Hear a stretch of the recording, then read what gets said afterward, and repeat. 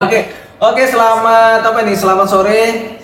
Wah, ini ada 1, 2, 3, 4, 5, 6, 7, 8, 9, 10. Luar biasa. Sore ini Bang Refli, coba lihat ada kurang lebih 11 ya live yang langsung kita pada hari ini. Kita mau ngomongin apa nih, Bang? Ya nggak tahu. Oke. Sini aja. Cawapres Anies. Oke. Teman-teman boleh nanya langsung nggak? Cawapres Anies. Misteri Cawapres Anies. Oke. Oh kalau Cawapres Anies ya Misterinya saya malah terbalik jujur nanyanya. Nah, saya pengen tahu gini, Bang. Ya. Pasca ketika kemudian Prabowo, kemudian PKB, PAN, dan satu lagi Golkar. Ya. Mereka kemudian berkumpul. Ya. Dan ternyata ada juga sebagian dari kubu yang lainnya itu membuat ini kayaknya udah mulai nih agak Goyang ya. buat goyang. Ya. Oke. Dan kemudian mulai melancarkan serangan. Oke.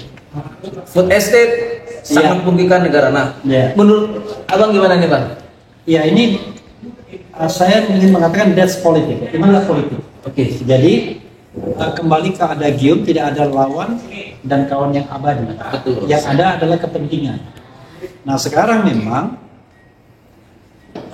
anginnya seperti di Prabowo. Kalau kita bicara koalisi istana ya. Siap. Karena kalau kita bicara koalisi. Sebentar, koalisi istana, apakah udah terkonfirmasi bahwa Jokowi berada di belakang koalisi ini? Enggak. Jadi kalau kita bicara kan kita pakai pakem yang dulu. Oke. Bahwa saya yakin bahwa sebenarnya kan istana menginginkan hanya ada 2 calon awalnya. Oke, siap.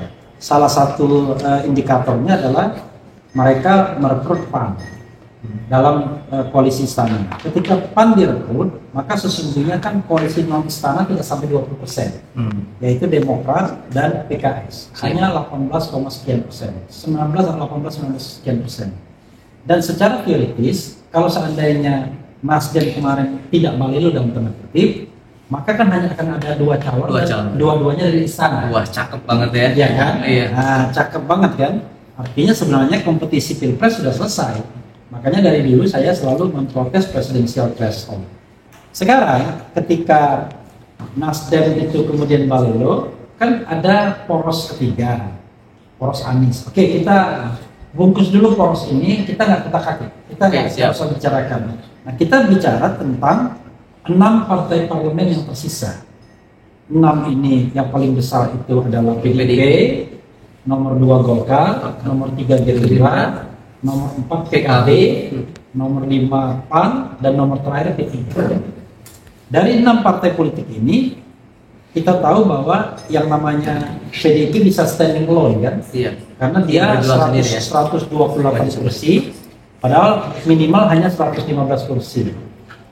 Ketika dia mengatakan bahwa calon presiden mereka Ganjar, seperti sangat meyakinkan kan? Dan saya kira itulah sebabnya juga P3 tertarik untuk mengadu peruntungan, siapa tahu bisa jadi wakil presiden. Cawapres, oke. Cawapres, dan kemudian saya kira Sandiaga juga melakukan manuver kan? Betul. Keluar dari Gerindra, kemudian approaching P3 dan juga PKS sesungguhnya. Tapi rupanya yang nempel di P3 menjadi kader P3 dia lalu dicalonkan sebagai wakil presiden. Biasanya kan dibilang kader terbaik kami. Iya. Padahal baru masuk itu udah menjadi politik Indonesia gitu ya. Baru masuk udah menjadi kader terbaik ya. Iya, sama seperti misalnya teman saya ke Andre Rosiade. Kami mencalonkan kader terbaik kami, ya, Prabowo Subianto. Saya malah ketawa, kapan Prabowo menjadi kader Gerindra? bukannya dia yang bentuk Gerindra. Iya, betul. Jadi dia di atas Gerindra. Betul. Karena dia the founding father ya, the founding parents. Jadi kita nggak bisa bilang the founding parent atau the founding father itu menjadi kader ya. Oke lah. Nah, kelihatan yang convincing awalnya kan Ganjar, karena sudah pasti. Betul. Prabowo masih tertati-tati karena Gerindra sendiri hanya menguasai 78 kursi. Yang dibutuhkan 115 kursi. Maka Caimin yang mendekat ya, dengan harapan menjadi calon wakil presiden Prabowo. Tapi Caimin tidak juga diberikan green light. Apakah jadi calon wakil presiden atau tidak, tapi mereka membentuk koalisi Kebangkitan Indonesia Raya, KKI. Tetap. Yang bingung ini adalah KIB. Koalisi Indonesia Bersatu yang awalnya ini permadani bagi siapapun yang menjagokan Presiden Jokowi, lama-lama mereka bingung sebenarnya Pak Jokowi ini mau mencalonkan siapa sih. Akhirnya mereka cari jalan sendiri-sendiri, berijtihad, ya kan? Nah, P3 melakukan ijtihad ke PDIP, tapi kemudian terakhir ini PAN dan Golkar dalam tanda kutip berijtihad gabung ke Prabowo. Bagi PAN tinggal ngomong dia, kami udah biasa dukung Prabowo dari dulu kan, gitu kan? 2 kali pilpres mereka dukung Prabowo. Bagi Golkar, dia ngomong Prabowo kader kami dulunya. Oke, jadi selalu ada pembenaran di politik itu. Apakah Presiden Jokowi ini sudah memberikan blessing ke Prabowo saja? Nah, karena kok bisa PAN dan Golkar bergerak ke sana? Karena kan PAN dan Golkar kan selalu menunggu pesan dari Jokowi. Maka saya menganggap ada 2 tafsir. Pertama, Jokowi memberikan green light untuk mereka memilih. Toh nanti apakah akan diikuti atau tidak tergantung nanti ketika Jokowi bilang saya pilih Ganjar, jangan-jangan balik lagi mereka. Iya. Bisa jadi. Atau kalau saya tetap pilih Prabowo, yang paling penting mereka ada sikap politik dulu. Nah, dengan demikian maka sesungguhnya kan spekulasi bahkan ada poros keempat tidak akan ada lagi. Padahal 3 ya. Ya, padahal kalau seandainya Erlangga betul-betul independen dan dia mau mengikuti mandat Munas, Perintah dari Munas ya. iya, kan sesungguhnya dia masih bisa membentuk poros keempat. Erlangga dengan 85 kursi, kemudian PAN dengan 44 kursi, Udah itu cukup 115 lebih. Jadi sebenarnya kalau kita bicara tentang teori counter effect, kan lebih bagus begitu. Iya betul. Erlangga menjadi calon presiden, Zulkifli Hasan menjadi calon wakil presiden. Efeknya jauh lebih bagus ya buat kepentingan kalau partai. kita bicara tentang counter effect. Tapi kan from the beginning yang paling lucu adalah yang namanya PAN tidak percaya diri.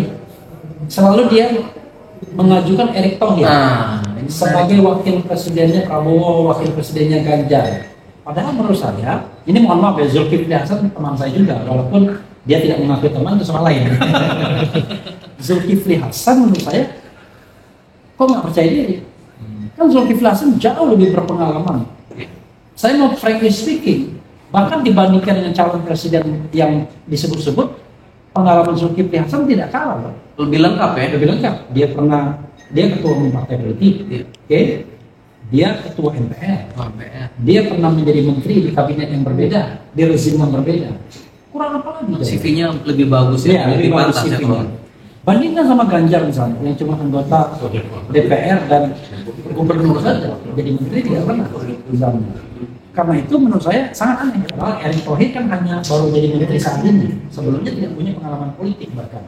Tapi politik itu kan selalu ada cerita di belakang panggungnya yang kadang-kadang tidak etis kalau kita ceritakan. Tapi kalau misalnya dalam perspektif NU misalnya, katanya ada NU natural, ada NU yang naturalisasi, kira-kira begitu, ya kan? Oke, itu soal-soal yang menurut saya yang kita harus baca untuk melihat koalisi ini. Nah, begitu koalisi ini terbentuk, tentu yang ketar-ketir kan koalisi istana satunya, koalisi PDIP dan P3. Rupanya P3 sebagai partai yang paling kecil dengan 19 kursi, dalam tanda kutip diperlakukan tidak senonoh di sana. Ketika dia mau bicara bahwa saya mau dorong Sandiaga Uno, tapi kalau misalnya Sandiaga Uno tidak dijadikan wapres atau cawapres, ya kami mau evaluasi. Tiba-tiba suara dari PDIP, ya silakan pergi kalau mau pergi. Betul. Nah, itu yang dibaca media hari ini. Iya, silakan pergi kalau mau pergi. Nah, ini menurut saya akan membuat konstelasi politik agak berubah lagi nanti. Bisa jadi. Saya membacanya, wah ini nggak ngeri sedang. Jangan-jangan nanti hanya ada 2 calon saja. Itu skenario pertama.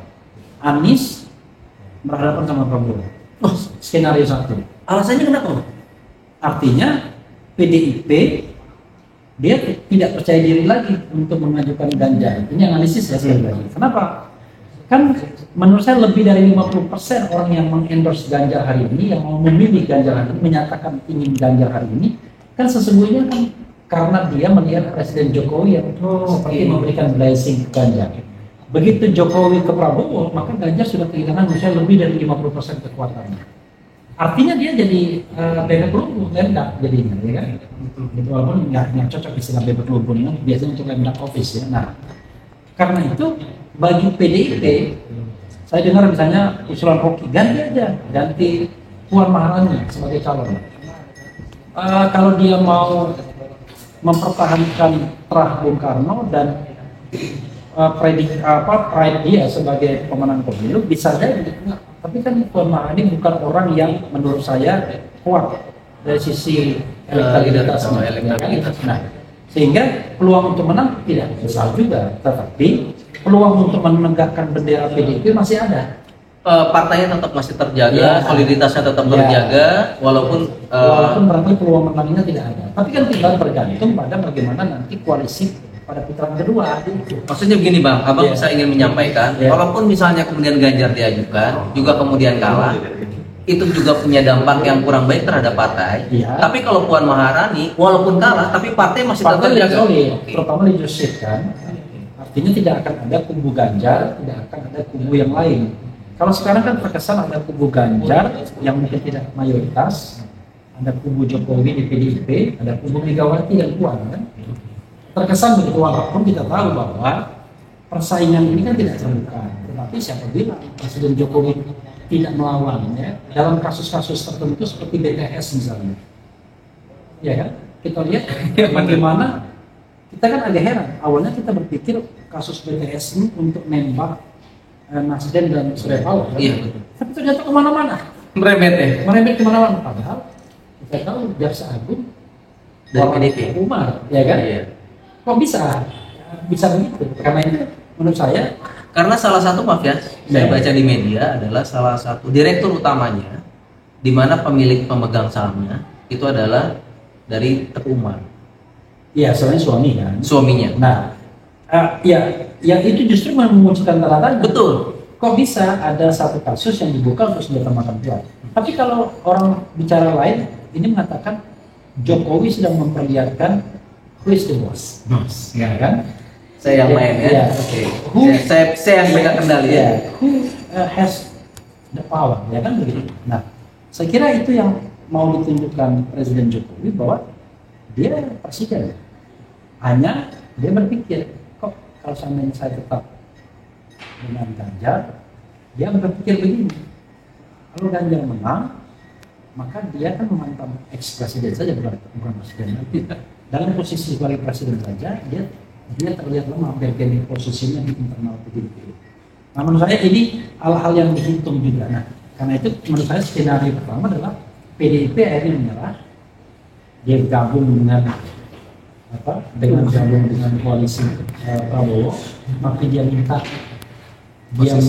posisi wapres misalnya, atau dia minta posisi kabinet dan lain sebagainya. Skenario satu, dia maka head to head. Skenario itu ada tiga jalan, yaitu ada Anies, ada Prabowo, ada Puan, ya kan? Puan dimajukan ya. Ya, Puan dimajukan. Nah, skenario lainnya adalah ya skenario seperti sekarang ini tetap Ganjar, walaupun remuk sekalipun dia tetap maju karena mau jaga Gini martabat Pak, juga. ada analisis bahwa mereka ini berkumpul Ya. itu kan berdasarkan by design daripada istana, Ya, yang kemudian memunculkan cawapresnya itu adalah Gibran ketika nanti putusan MK dikeluarkan, Ya. memperbolehkan 35 Ya. tahun sebagai cawapres. Tapi kemudian ada juga gambaran ketika itu kemudian diputuskan, kan Ganjar sekarang dari timnya Ganjar dari PDI. ya, Kemarin kalau nggak salah Pak Hasto menyebutkan ya, bahwa Erick Thohir dan Caimin itu masuk dalam bursa cawapres. ya. Apakah nanti ketika kemudian Gibran ditetapkan menjadi cawapres, apakah kemungkinan Erick Thohir yang pada sekarang ini didukung oleh PAN atau PKB itu juga bisa berpindah ke PDIP? Oke, this is a good question ya. Saya dalam tanda itu harus memuji Presiden Jokowi ya. Jangan saya memuji Presiden Jokowi, ya. Tapi memuji dalam pengertian dia membatalkan atau dia bisa membalikkan sebuah teori tentang Lemdak Office. Jadi presiden yang seperti bebek lumpuh ketika dia hampir Tidak punya kekuasaan, hampir kekuasaannya makin lama Ya. semakin menurun ya. Pemerintahnya hampir selesai dan dia sebenarnya sudah tidak dilirik lagi. Itu terjadi pada SBY. SB. Kenapa terjadi pada SBY? Salah satunya karena SBY tidak mau cawe-cawe, ya kan? Nah, ketika Presiden Jokowi mau cawe-cawe seperti ini, ternyata dia masih efektif kekuatannya untuk mengatur konstelasi ini. Nah sekarang pertanyaannya adalah, salah satu skenario-nya itu kan Prabowo selalu mepet Jokowi. Kenapa?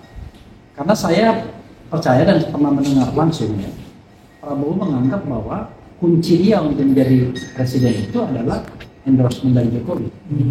Kalau tidak di endorse Jokowi, bagi dia nggak ada gunanya. Karena dia sudah merasa 2 kali kalah kan. Kalau kita bicara tentang endorsement kekuasaan itu kan tidak hanya satu orang, tapi beserta komponen di dalamnya yang ikut ya kan. Iya, betul. Nah itu yang membuat dia kemudian jauh lebih percaya diri sekarang. Oke, karena itu begitu kita balik ke Erick Thohir dan kemudian Muhaimin Iskandar, iya, the question is adalah apakah Erick Thohir memiliki kemampuan untuk memberikan keputusan secara independen terhadap dirinya? Apakah Muhaimin juga punya kemampuan memberikan keputusan secara independen? Artinya dia tidak tergantung Jokowi dan aparatus yang menyertainya. Let's say misalnya apalah dalam bidang politiknya, dalam bidang hukumnya. Apakah misalnya Erick Thohir itu sekuat itu, sehebat itu, kalau dia tidak menjadi Menteri BUMN? This is the question. oh iya betul. Apakah Muhaimin itu bisa independently bersikap seandainya tiba-tiba skenario tentang pasien-pasien tadi muncul kembali, sama seperti kasus Zulkifli Hasan, kemudian Erlangga Hartarto. Nah, karena itu menurut saya dalam konteks seperti itu, saya kira mereka nggak akan lari kemana-mana sepanjang Jokowi mengatakan saya mengendorse Prabowo dengan anak saya yang Gibran setelah putusan MK. Artinya udah mereka tetap kumpul di sana. Yang terjadi adalah yang sebelah sini yang akan kemudian berbeda. Jangan-jangan yang gemparnya kalau tiba-tiba gabung dengan koalisi perubahan.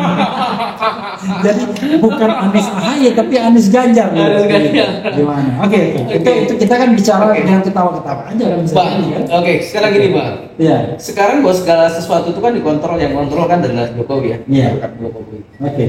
Dan kalau saya lihat kemarin saya jalan ke Jawa Tengah dan Jawa Timur, itu gambar Ganjar dengan Jokowi itu sekarang udah mulai terpasang. Oke. Di sana bahwa Ganjar bersama Jokowi, Iya. PDI bersama Jokowi. Iya.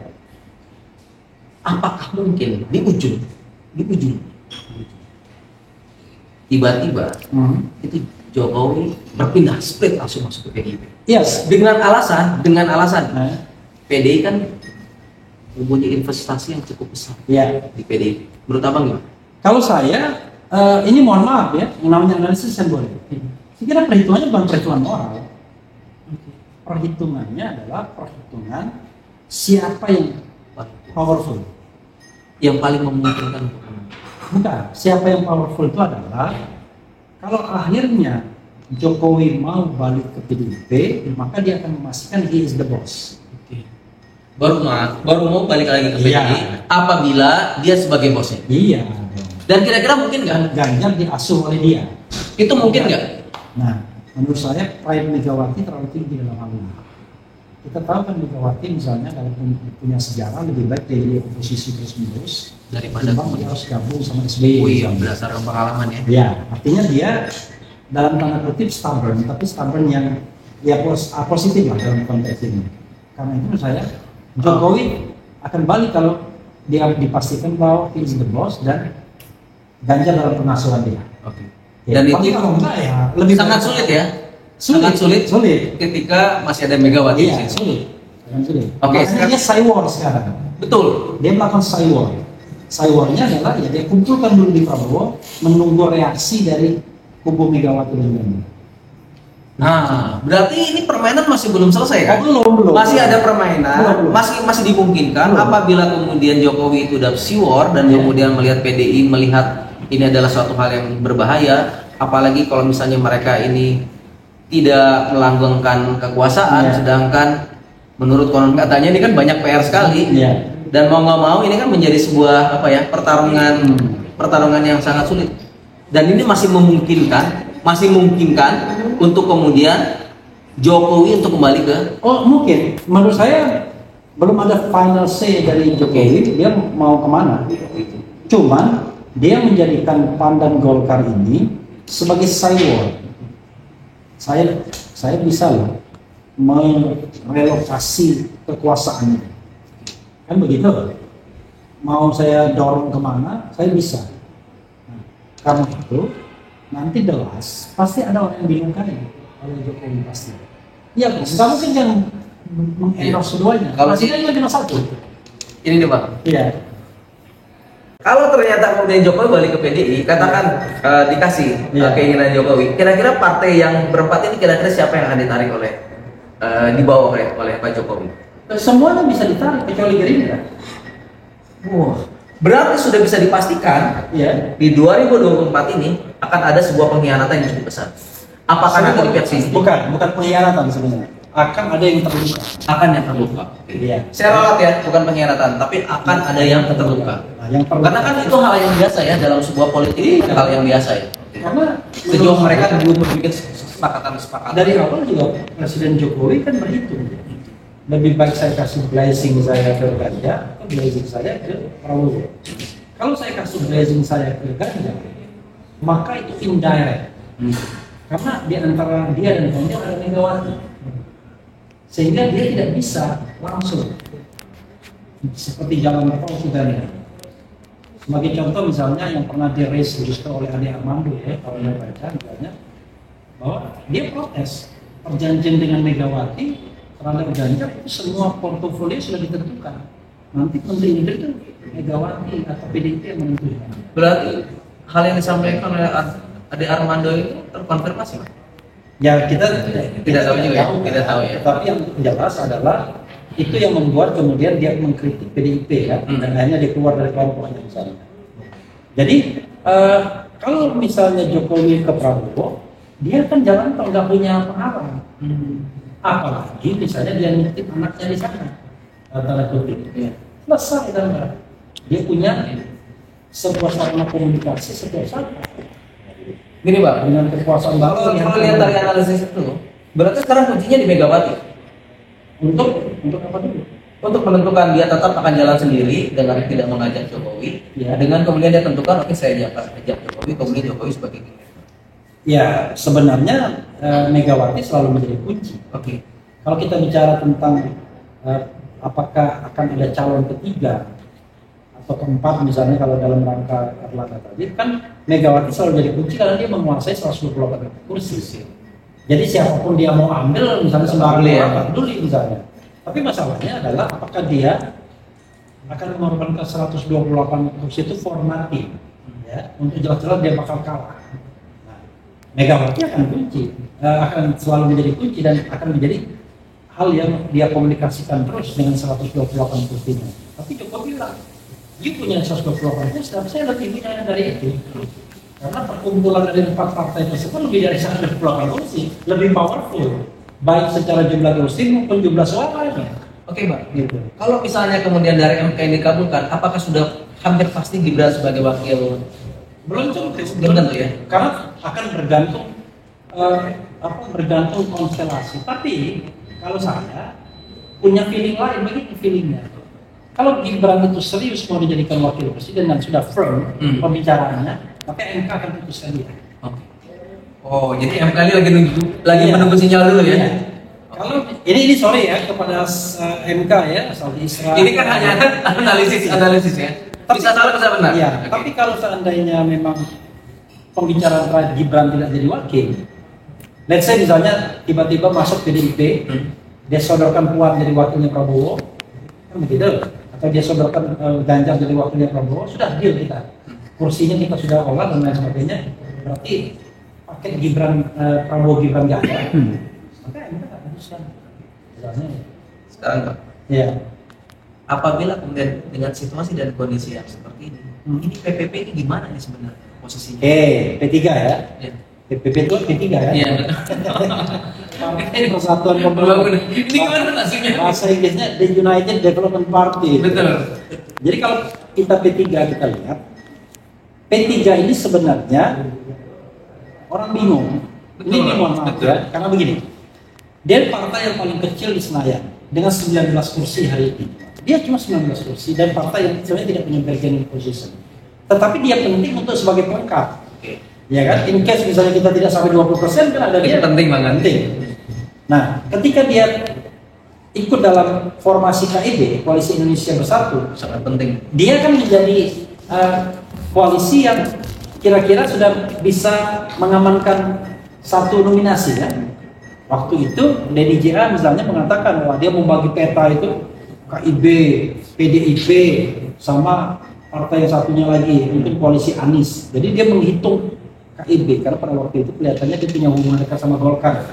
Nah, mulailah siapa yang menjadi kingmaker. Erlangga bisa jadi kingmaker tapi juga bisa jadi calon. Prabowo bisa jadi kingmaker jadi calon. Kalau Megawati cuma bisa jadi queenmaker, ya kan? Tapi nggak tuh jadi calon. Jokowi juga begitu. Tapi ternyata KIB itu ya bukan sebuah komunitas atau sebuah koalisi yang solid. Ini koalisi untuk memberikan karpet merah kepada siapapun yang dijagokan Jokowi. Nah, dari awal ya, kalau kita lihat misalnya kita analisis, sebenarnya Ganjar ingin diasuh oleh KIB. Sebenarnya. Ya, tapi Ganjar nolak. Tanda-tandanya apa, Mas? Gini, KIB ini kan dibilang alat atau karpet merahnya Jokowi, ya kan? Nah, orang pada waktu itu berpikir siapa sih putra mahkota yang bisa menghadirkan Jokowi? Itu Ganjar. Cuma ketika KIB gosong-gosong Ganjar nggak mau, karena dia akan sulit kalau di KIB karena dia kan masih PDIP. Dia mau? Dia nggak mau atau dia nggak berani? Sama aja, ada berani. Oh, oke. Ya. Tapi dia juga harus taktis strategisnya. Karena kalau gagal di KIB, dia dilepeh, nggak bisa Balik lagi. Iya. Lalu dia bilang mau kalau PDIP merestui. ya PDIP yang ngangkat dia. Oke, cita-cita dia berhasil. Kan teorinya begitu PDIP ngangkat, mestinya KIB nggak mau dong. Iya betul. Iya logikanya begitu. Ternyata P3 yang duluan. Duluan. P3 lari duluan menyambut PDIP. Begitu dia lihat ke belakang, Yang lain nggak ada itu. Pan-nya ikut Iya. sama Golkar. Kira-kira kenapa PAN dan Golkar tidak langsung merapat? Ya karena dia sinyal Jokowinya belum jelas. Kembali kepada sinyal Iya, itu ya. sinyal Jokowinya belum jelas. Nah, akhirnya dia main-main sendiri. Nah, tiba-tiba adalah yang mengisukan poros keempat. Kan cukup kan mereka yang Betul. kedua itu. Tapi nggak berani mereka masih untuk membentuk poros keempat. Padahal kalau kita bicara kotel efek, kepentingan partai politik itu jauh lebih bagus yang dia dapat panggung kan. Betul. Soal menang kalah itu soal lain kalau kita Betul. mau berjuang untuk partai. Sehingga P3 yang sudah kadung ini bermanuver untuk propose cawapres. Tapi mereka tahu mereka tidak punya calon yang kuat. Maka kemudian mereka naturalisasi lah Sandiaga Uno. Seperti pemain sepak bola ya, sudah bermain di Liga Eropa, Media lumayan cantik gitu kan. dia dijadikan warga WNI, main buat timnas. Nah, tapi rupanya nggak mulus juga. Sekali lagi, dalam kebingungannya, statement dari PDIP menurut saya Kira-kira kenapa kemudian PDIP kurang tertarik? Sandiaga Uno. Ini sekali lagi, kalau Jokowi itu mengendorse selain Ganjar, maka nggak ada gunanya. Ganjar mau dipasangkan dengan siapapun nggak akan menang. Kalau tidak di-endorse. Iya, Kuncinya di situ ya? Kuncinya di Jokowi. Karena saya yakin kalau 50% lebih kekuatan Ganjar itu ada di Jokowi. Nah sekarang contoh misalnya paling gampang. Coba siapa partai yang duluan mendeklarasikan Ganjar? PSI. Tapi coba sikap politik hari ini PSI. Ketika ditanya, dia tunggu tegak lurus sama Jokowi. Padahal dari awal dia, karena mereka semua orang menyangka Jokowi akan mencalonkan Ganjar, kan begitu. Makanya PSI sebagai partai yang selalu berada di samping Jokowi, duluan dia untuk membuka jalan agar PDIP Peluangnya lebih besar ya. Lalu PDIP langsung ikutin. Ternyata jangankan PDIP yang maju mundur Jokowi pun sekarang juga tidak melihat Ganjar sebagai calon dia satu-satu. Berarti Ganjar itu sangat tergantung betul sama Oh Jokowi. iya, itu yang menurut saya ya, pemimpin yang tidak organik. Jadi bahayanya adalah Indonesia ini dengan presidensial threshold memunculkan pemimpin yang tidak organik, bukan pemimpin yang tidak tumbuh dari bawah, tapi dia kader Di-endorse ya. di endorse. Nah, bagi partai politik di Indonesia menganggap bahwa itu sah, ya kan? Menurut saya itu agak dalam tanda kutip agak kurang ajar dengan demokrasi. Karena demokrasi itu mengandaikan fair competition. Lalu pemimpin-pemimpin itu tumbuh secara organik dari bawah, bukan kemudian ada kaderisasi, tapi kaderisasi itu hanya alat untuk memunculkan pemimpin yang organik tersebut, ya kan? Tapi yang sekarang kan enggak, langsung blessingnya ke siapa? Mega, siapa calon presiden PDIP tergantung buat Mega. Siapa calon presiden PSI tegak lurus sama Jokowi. Jadi nilai-nilai demokratis, nilai-nilai yang mencari pemimpin yang organik itu nggak ada. Nah, pertanyaannya adalah dalam konteks ini ya saya harus mengapresiasi Nasdem justru. Dia mencalonkan Anies bukan karena melihat Anies itu pemimpin kader jenggot, justru kan dia nggak ada partainya. Tapi dia lihat bahwa dia punya kekuatan organik. Nah, paling tidak sampai saat ini for the time being ya, kekuatan organiknya Anies itu ya pada relawan-relawan yang tumbuh subur seperti jamur di musim hujan. Kan mereka tidak digerakkan, tapi secara organik mereka. Abang tuh berapa jumlahnya relawan kan? Ada yang bilang 500, ada yang bilang 1000. Ya, padahal waktu saya bikin acara kira-kira puasa tahun lalu, puasa tahun lalu, itu 90 sampai 100 saja. Sekarang begitu ada acara lagi 500, mungkin sekarang masih. Nah, hanya memang problemnya dalam politik kan manajemen, ya kan? Manajemen. Tapi mereka organik. Jadi organik itu kan waktu dari bayar. Kalau Anda dibayar ya kan namanya bukan organik. Pak, ini juga sama nih. Yang lahir di sini ya. Yang lahir juga di sini nih. Waduh, ini keren-keren semua nih. Iya. Jadi organik itu gampang nggak dibayar. Dan apa? Variabel bebas ya. Dia hanya mengikuti satu hal yang berdasarkan hati nurani. Iya. Jadi dia independently memutuskan. Kenapa orang memutuskan misalnya memilih Anies misalnya? Atau saya punya preferensi kepada Anies. Padahal saya punya kesempatan untuk mengendorse Prabowo atau mengendorse Ganjar yang barangkali secara isi kantongnya lebih banyak, ya kan? Ya kan? Dana kampanye dan lain sebagainya. Ada teman saya pernah. Iya. Pilihan hati nurani aja. Itu yang itu. Jadi pilihan hati nurani aja. Jadi pilihan hati nurani bahwa kita, makanya saya dalam beberapa kesempatan mengatakan Anies itu bukan calon terbaik, tapi dia calon yang lebih baik dari calon-calon lain. Jadi komparatif perspektif, komparasi. Kita nggak bisa mengatakan seseorang itu absolut baik atau tidak baik. Tapi kalau once kita mau mengkomparasikan antara calon-calon yang lain, maka saya mengatakan Anies lebih baik. Contoh misalnya, ada kemarin saya bikin perbandingan yang agak sederhana ya, bahasa, sederhana ya, bahasa. Kemampuan berbahasa ya? Iya, kemampuan berbahasa. Saya mengatakan Anies lebih baik dibandingkan Ganjar dan dibandingkan Prabowo. Kenapa? Oke. Ada 3 bahasa kalau dalam konteks Indonesia ini yang perlu kita pahami, pelajari dan bisa komunikasikan. 1 bahasa Indonesia tentunya sebagai bahasa kesatuan. 2 bahasa Jawa. Oh iya betul. Sebagai bahasa mayoritas Indonesia yang banyak mempengaruhi kultur, budaya, bahkan bahasa Indonesia secara umum. Dan yang ketiga bahasa internasional dan bahasa Inggris. Oke. Kita pisah misalnya Ganjar sama Anies. Bahasa Jawa, orang nggak ngerti. Anies itu Jawanya ya sama halusnya. Oh, iya. Karena dia dari kecil ya? Dia itu dari kecil di Jogja. TK, SD, SMP, SMA, kuliah di Jogja. Nggak mungkin dia nggak bisa berbahasa Jawa yang halus. Nah, cuma dia itu pemimpin daerah Jakarta. Nggak mungkin dia seperti Ganjar berbahasa Jawa. Kan begitu. Betul.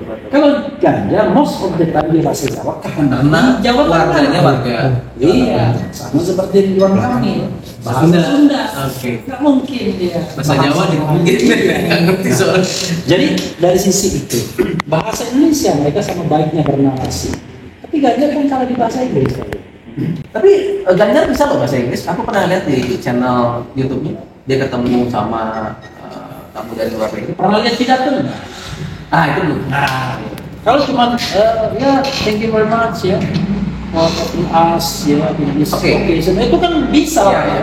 Tapi kalau dia harus Pidato. berpidato, Beda ya? Iya, dengan Beda. diksi atau mengajar, deliver something itu lebih jauh lebih berat. Nah, Anies menunjukkan dia punya kemampuan itu. Nah, oke, kita datang ke Prabowo. Prabowo pasti dari sisi jauh yang baik. Kita nggak akan bisa melihat. Jarang ya. Ya, saya kira juga nggak akan bisa karena dia dari Mungkin kultur- bisa, cuman jarang. Karena mungkin jarang, tapi dan juga menurut saya dari kultur yang dia tidak berbahasa Jawa menurut saya. Dari kecil kan di Jakarta, ibunya separuh Jawa, separuh bukan Jawa kan, keluarganya, dan kita tidak melihat dia pernah berbahasa Jawa secara baik. Bahasa Inggris oke, dia sama baiknya sama Anies kan, bahasa Indonesia sama baiknya. Nah, ketika kita bicara tentang perbandingan berbahasa saja, saya mengatakan Anies lebih unggul dari 2 tahun. Itu baru satu aspek. Belum kalau aspek-aspek lainnya. Ya tentu Anies ada kalahnya dari aspek lain. Tapi in general, kalau kita mau jadi smart voter, pemilih yang cerdas, harus memilih karena kita memperbandingkan sesuatu. Tapi Anies kalah, Pak. Anies kalah loh kayaknya. Dalam hal TikToknya. Ya kita tidak boleh meremehkan sarana. Ya. TikTok, Betul. YouTube itu adalah sebuah sarana. Betul. Tapi kalau kita bicara tentang become a smart voter, menjadi pemilih yang cerdas, ya maka kita harus memberikan penerangan kepada masyarakat. Masa kita memilih orang berdasarkan banyakkan follower di TikTok misalnya, atau misalnya banyakkan subscriber. Kalau banyakkan subscriber, Anies kalah sama saya. Ganjar kalah. Oh iya benar ya. Iya. Oh jauh banget. Abang 2,7. Anies baru 300 dia. Ganjar juga kalah. Benar. Prabowo juga kalah. Kan nggak bisa kita menilai hanya berdasarkan subscriber atau follow. Dari sisi kuantitas kan begitu. Yang tadinya cuma sholat toh, yang wajib kita sholat sunnah dan lain sebagainya. Puasanya nggak bolong-bolong lagi dan lain sebagainya. Karena itu perubahan itu adalah sebuah sunatullah, hukum alamnya. Bahkan memang Allah yang menghendaki manusia itu harus bisa berubah ke arah lebih baik. Dan Rasul untuk merubah sesuatu, ya, memperbaiki akhlak misalnya gitu. Nah, itu kalau kita bicara perspektif lain, ya kan? Oke. Nah, yang kedua, pertanyaannya ini yang saya risaukan, kemudian saya ingin menjatuhkan pada pilihan perubahan. Kalau kita lihat misalnya, Indonesia ini, apa sih yang mau diubah Indonesia ini? Apakah kita sudah bangga dan senang dengan kehidupan kita yang saat ini? Saya nggak senang.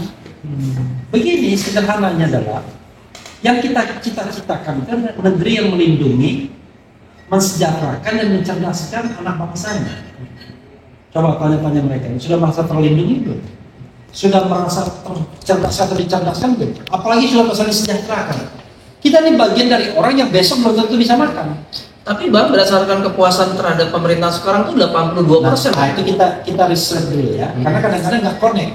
Puas 80% tapi ingin perubahan. Oke. Ada kan? Iya. Kan perubahan kan Anomali dia, betul. anomali kan? Oke. Nah, karena itu menurut saya kita harus kembali kepada cita-cita kita menjadi negeri yang baldatun thayyibatun wa rabbun ghafur.